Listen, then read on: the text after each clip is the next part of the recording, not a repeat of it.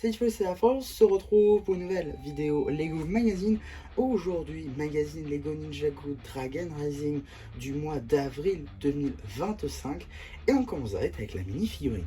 Juste ici, vous avez la mini-figurine de Moro qui n'est pas exclusive, effectivement. On la retrouve uniquement dans le village draconique, le village de la tempête draconique exactement, Draconian Storm Village. En anglais, donc sorti le 1er janvier 2025 au prix public de 39,99 €, set qui était jusqu'alors exclusif à Smith Toys et au Lego Store, ce qui ne l'est plus, je vous l'expliquerai plus tard dans la vidéo.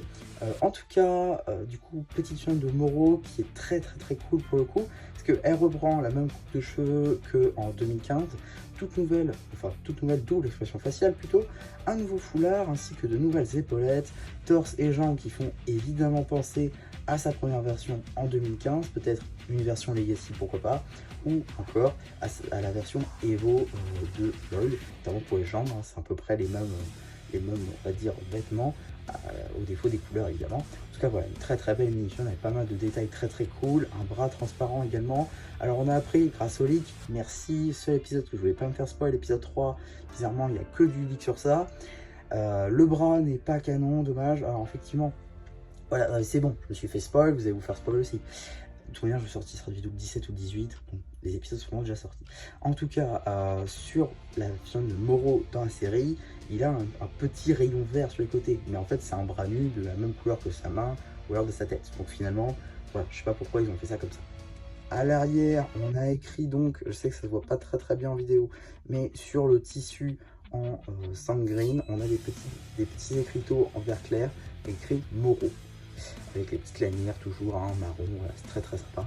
Si je retire le foulard, on va pouvoir apercevoir la première expression faciale ici, avec un Moro pour le coup très énervé, et surtout des yeux verts, des yeux très verdâtres. Et deuxième expression faciale, un Moro sans les yeux verdâtres, mais cette fois-ci avec un plus gros sourire.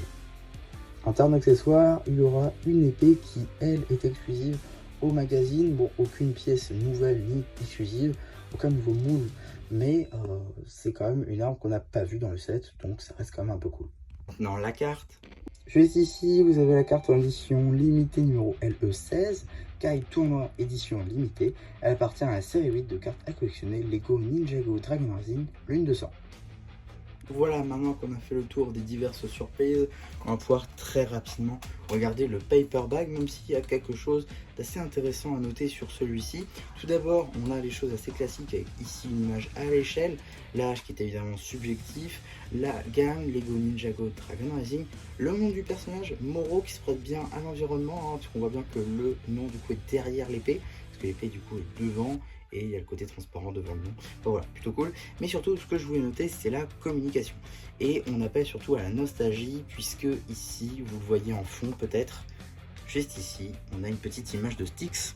Voilà, forcément, donc par rapport à Moro, Styx, je crois que la dernière fois qu'on l'a vu, c'était évidemment en saison 6, mais techniquement, l'endroit où on l'a découvert, c'était en saison 5, du coup, avec eh bien, Moro qui était en méchant principal, donc c'est évidemment pour faire référence à la saison 5. Donc voilà, c'est un coup de com forcément, puisque si on met Moro dans le magazine, on va faire appel à la saison 5, c'est obligatoire. En tout cas, on a juste ici, donc, pour ce qui va du magazine, on est sur un format classique, à 6,99 €, ça change pas, voilà, avec tout ce qu'il va y avoir dans ce magazine. On commence directement avec une petite publicité pour le magazine Marvel Spider-Man, toujours d'avril 2025, donc c'est le prochain en date, qui va arriver sur la chaîne normalement. Je ne l'ai pas encore trouvé au moment où j'enregistre celle-ci, mais ça ne saurait tarder.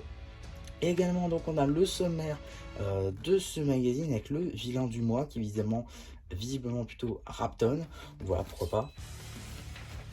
Ensuite, on a une petite double page concernant notre fantôme préféré, avec du coup juste ici notre film du jour, ainsi que son histoire, du coup en revenant donc évidemment sur la saison 5, ainsi que le jour des âmes disparues. Et on a également un petit jeu avec les fantômes Legacy, ce qui forcément confirme la théorie que si on avait vu plus longtemps Legacy, on aurait forcément eu un Moro qui ressemblait à ça, ou en tout cas qui ressemblait le plus possible à ça. Également, on va avoir juste ici une sorte de petit quiz sur la totalité de ce qui s'est passé pendant eh bien la partie 2 de la saison 2 de Ninjago Dragon Rising, donc le tournoi des sources.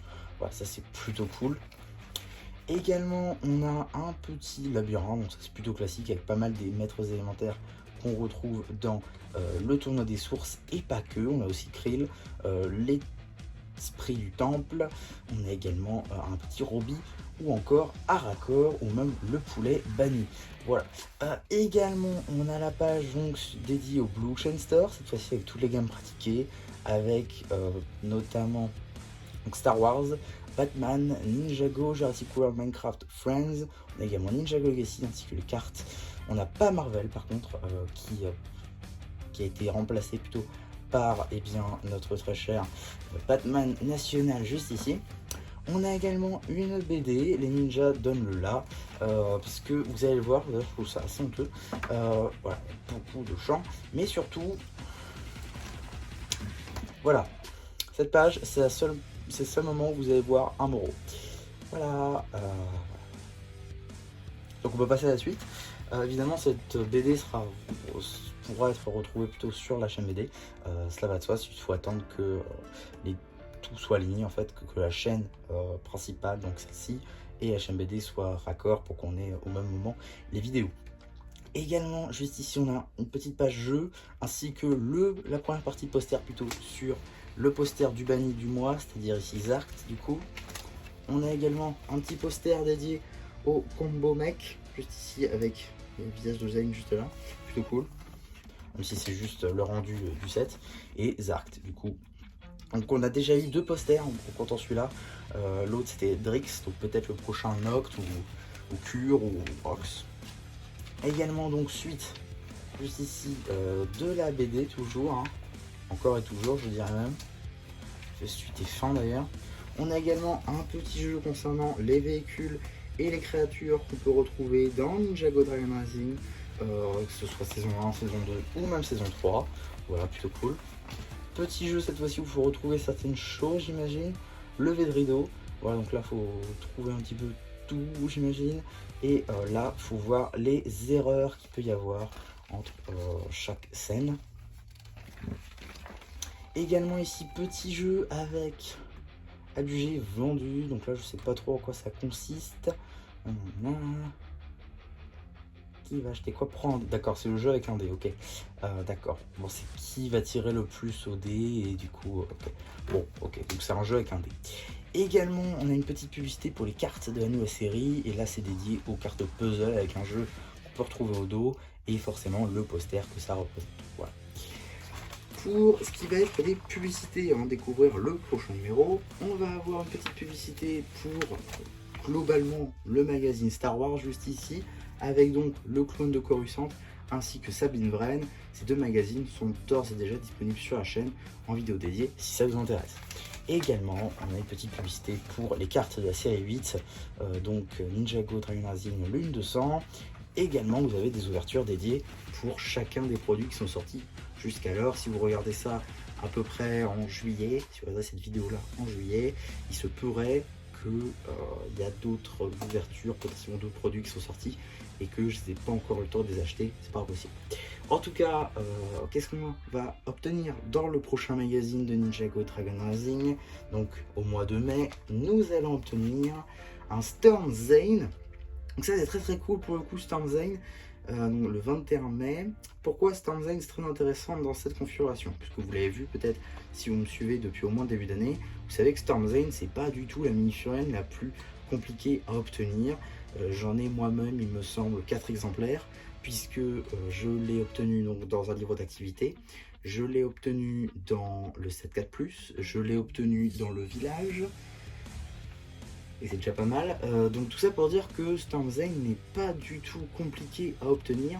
Néanmoins son casque elle est déjà un petit peu plus compliqué, puisqu'effectivement son casque comme ceci est apparu seulement et uniquement dans le village, donc à 40 €, qui peut être d'ailleurs trouvé, je sais pas si vous saviez, à Carrefour et à Leclerc notamment. C'est plus du tout une exclusivité Smith Toys, à 34 au lieu de 40, donc c'est déjà 6 € de gagné, c'est plutôt cool.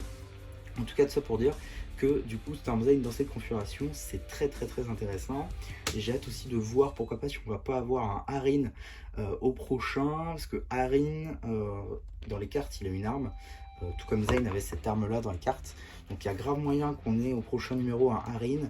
J'espère que c'est le Harin non pas avec le casque Storm, mais la cagoule qu'il va avoir dans la série. Ça peut être très cool. En tout cas, voilà pour ma vidéo sur ce magazine en question. J'espère en tout cas que ça vous aura plu.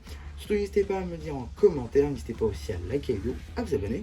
Et voilà, bah, du coup, c'est le Jarpu qui vous dit bye bye.